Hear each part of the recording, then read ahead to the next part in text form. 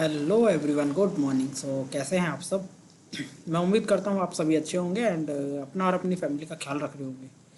तो आज का दिन शुरू करते हैं हम। आज हमारा 16वां दिन है, 16 डे है आज हमारा। ठीक है। एंड आज हम एक नया टॉपिक शुरू करेंगे। ठीक है। एंड चलिए चल के देखते हैं कि हमारा क्या टॉपिक है आज का, देन हम उस टॉपिक पे बात करते हैं। ओके। Schedule details. ग्रेट। सो कल हमने पढ़ा था डिस्क्रिप्टिव स्टैटिस्टिक्स, जिसमें हमने मीन, मोड, मीडियन, इन सब के बारे में जाना था। ठीक है। एंड आज हम पढ़ेंगे प्रोबेबिलिटी के बेसिक्स। प्रोबेबिलिटी क्या होती है? प्रोबेबिलिटी होती है संभावना। ठीक है। प्रोबेबिलिटी होती है संभावना। इसका मतलब कि एक पर्टिकुलर काम को होने की क्या संभावना है, क्या चांसेस हैं उसको होने के लिए, वो हम कैलकुलेट करते हैं प्रोबेबिलिटी के through. Okay.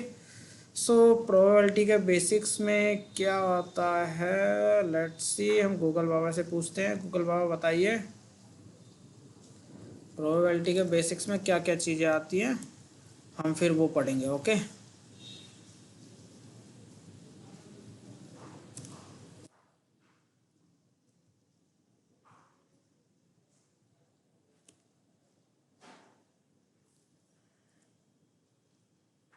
What is probability basics? What is probability basics? So ये जनरेट करा। Probability is a branch of mathematics that describe how likely an event is to occur. मतलब कि एक इवेंट होने की क्या संभावना है, वो प्रोबेबिलिटी डिस्क्राइब करता है। वो प्रोबेबिलिटी के थ्रू हमें, प्रोबेबिलिटी से हमें पता चलता है। The probability of N event is a number between 0 और 1। प्रोबेबिलिटी क्या हो सकती है? 0 और 1 के बीच में हो सकती है। ठीक है। अदर वो 0 होगी, अदर वो 1 होगी, अदर वो उन दोनों के बीच में होगी। ना तो 1 से ज़्यादा होगी, ना 1 से कम होगी। Okay. Where 0 indicates impossible and 1 indicate certainty. मतलब 0 इंडिकेट करता है कि भाई जो भी इवेंट होने वाला है वो नहीं होगा, एंड 1 इंडिकेट करता है कि वो इवेंट होने की संभावना है। Okay. Probability can be expressed as a proportion ranging from 0 to 1। 0 से 1 के बीच में होते। Percentage ranging is from 0 to 100%। Zero से अगर हम उसको प्रोबेबिलिटी को अगर 0 से 1 में देखें, 0 से 1 में देखेंगे तो जीरो उसकी जो आंसर आएगा वो यस और नो में आएगा। एंड अगर उसको परसेंटेज को उसमें देखेंगे तो 0% से 100% के बीच में आएगा। ओके। देन प्रोबेबिलिटी का फॉर्मूला क्या होता है? प्रोबेबिलिटी होती है number of favourable outcomes. Favourable outcomes मतलब जो आउटकम्स हमारे पास हैं। ठीक है। तो number of outcomes, total number of outcomes divided by total, जितनी भी टोटल नंबर ऑफ आउटकम्स है, ठीक है, उनको हम उससे डिवाइड कर देंगे तो हमारा प्रोबेबिलिटी निकल आएगा। देखो यहाँ पे गूगल ने एक डेफिनेशन दिया। Probability is simply how likely something is to happen. कि किसी चीज़ के होने की क्या संभावना है, वो कैसे हो सकता है। ओके। सो इसमें हम थोड़ी चीज़ें कर लेते हैं। चलिए, गूगल ने इसको पकड़ा था, हम इसी को देख लेते। से पहले यू इसको देख लेते हैं। The probability of any outcomes is a number between 0 and 1। ये हम पढ़ चुके हैं। The probability of all the outcomes add up to 1। मतलब कि हमारे पास जितने भी इवेंट्स की प्रोबेबिलिटी आएगी ना, लाइक आप एक पर्टिकुलर सेट्स पे, ठीक है, प्रोबेबिलिटी निकाल रहे हो, एंड उस पर्टिकुलर सेट में अलग अलग क्या है, अलग अलग एलिमेंट्स हैं। ठीक है। सो जो उन एलिमेंट्स की जो प्रोबेबिलिटी होगी ना पर्टिकुलर सेट पे, तो उन सबको जब सम करेंगे ना तो वो 1 आएगा। ओके। उन सबका सम 1 आएगा। The probability of any event A is sum of the possibilities of the outcomes in A. Some event can be naturally expressed in terms of other, sometimes simpler and events. Okay. So what are the type of probability के ये हम कल पढ़ेंगे probability distribution में। ठीक है। उससे पहले इसके छोटी छोटी चीज़ें बेसिक हम जीपीटी बाबा से ले लेते हैं कि हमारे क्या बेसिक्स होने वाले हैं। Give me details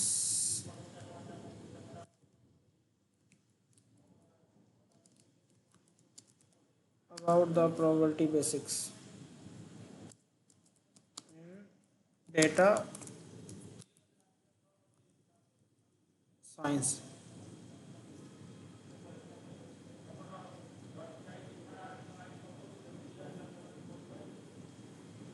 experiment on a sample space okay. ये इसने प्रोबेबिलिटी के कुछ बेसिक्स हमें दिए हैं, ठीक है। हम इन बेसिक्स का ही बेसिक्स को ही स्टडी करेंगे।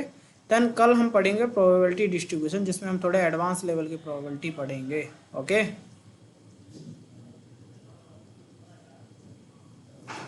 सो प्रोबेबिलिटी कैसे निकाल रहे हैं?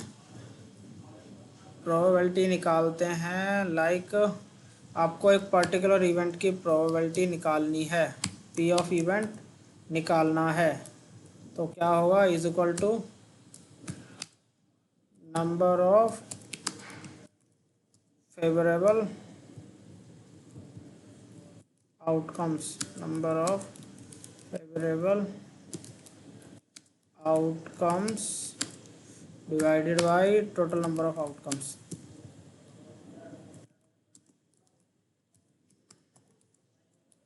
Number of outcomes, okay. इस तरह से हम प्रोबेबिलिटी निकालते हैं।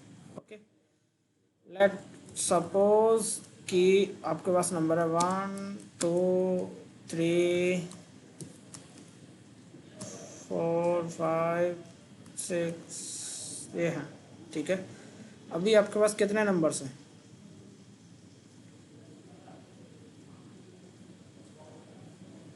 आपके पास 6 नंबर्स, ओके।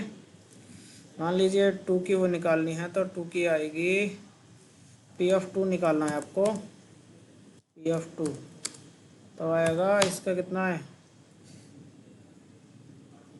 क्या चांसेस है इसके 2 के आने के? एक ही चांसेस है। और टोटल चांसेस कितने हैं ओवरऑल उसके इवेंट्स के? 6 हैं, तो 1/6, ओके। 1/6 इसकी प्रोबेबिलिटी हो जाएगी।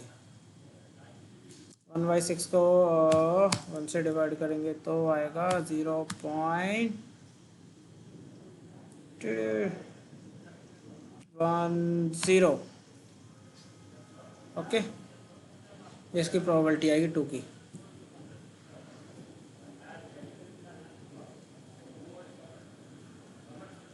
Experiment, A procedure that yield one of A set of possible outcomes. मतलब एक्सपेरिमेंट वो होता है जब हम एक सेट का प्रोबेबिलिटी निकालने का ट्राई करते हैं, ठीक है। Sample space set of all possible outcomes. Set sample space होता है जो कि होता है हमारी सभी प्रोबेबिलिटीज़, मतलब जितनी भी हमारी मैक्सिमम प्रोबेबिलिटीज़ आनी है उन सब का उन उन सब को ही हम सैंपल स्पेस कहते हैं, ठीक है। For example, when you're rolling a fair six-sided dice, the sample space is S 1 2 3 6. Yes. So एक डाइस पे 6 नंबर्स होते हैं, 6 अगर एक बार हम डाइस शुरू कर रहे हैं तो अलग अलग हमारे पास कितनी आउटकम्स आ सकती हैं? 6 आउटकम्स आ सकती हैं। या तो 1 आ सकता है, 2 आ सकता है, 3 आ सकता है, 4 आ सकता है, 5 आ सकता है, 6 आ सकता है। ओके, सो ये हमारा सैंपल स्पेस हो गया, ठीक है। अभी पढ़ते हैं probability of an event. Probability of an event मैं आपको बता दिया हूँ, ठीक है। जिस भी इवेंट की हमें प्रोबेबिलिटी निकालनी है वो इवेंट हम लेंगे and the total number of outcomes लेंगे, ठीक है। लाइक अगर मैं इसी को लेके चलूँ नोटपैड, मान लीजिए आपके पास 1 नहीं है, यहाँ पे 2 है, ठीक है। अभी आपको इसकी प्रोबेबिलिटी निकालनी है, तो यहाँ पे क्या आ जाएगा? 1 की जगह क्या आ जाएगा? 2 आ जाएगा, क्योंकि 2 आ रहा है 2 टाइम्स। कितने टाइम्स आ रहा है? 2 टाइम्स आ रहा है। यहाँ पे आ जाएगा 3,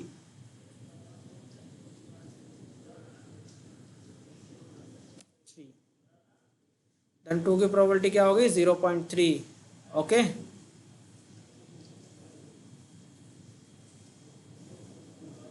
ये कुछ फॉर्मूलेज हैं इन्होंने नीचे दिए हैं।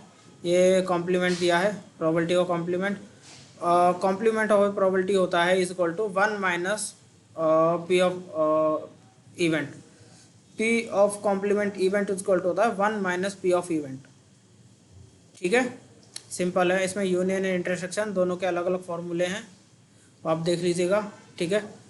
एंड प्रोबेबिलिटी के बेसिक्स में इतना ही आता है, बाकी जो हम चीज़ें पढ़ेंगे वो कल पढ़ेंगे प्रोबेबिलिटी डिस्ट्रीब्यूशन में।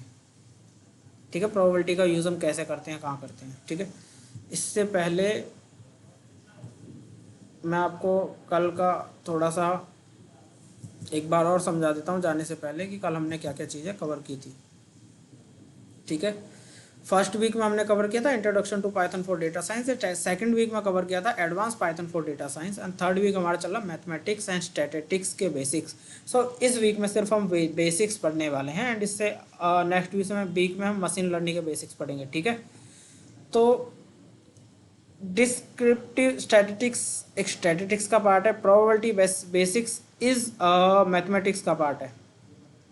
ओके, प्रोबेबिलिटी डिस्ट्रीब्यूशन भी मैथमेटिक्स का पार्ट है। सो आज का हम सेशन यहीं ख़त्म करते हैं, एंड फिर कल मिलते हैं फिर से इसी टाइम और नए टॉपिक के साथ। तब तक के लिए आप अपना ख्याल रखिए और अपनी फैमिली का ख्याल रखिए। Thank you, bye bye, take care.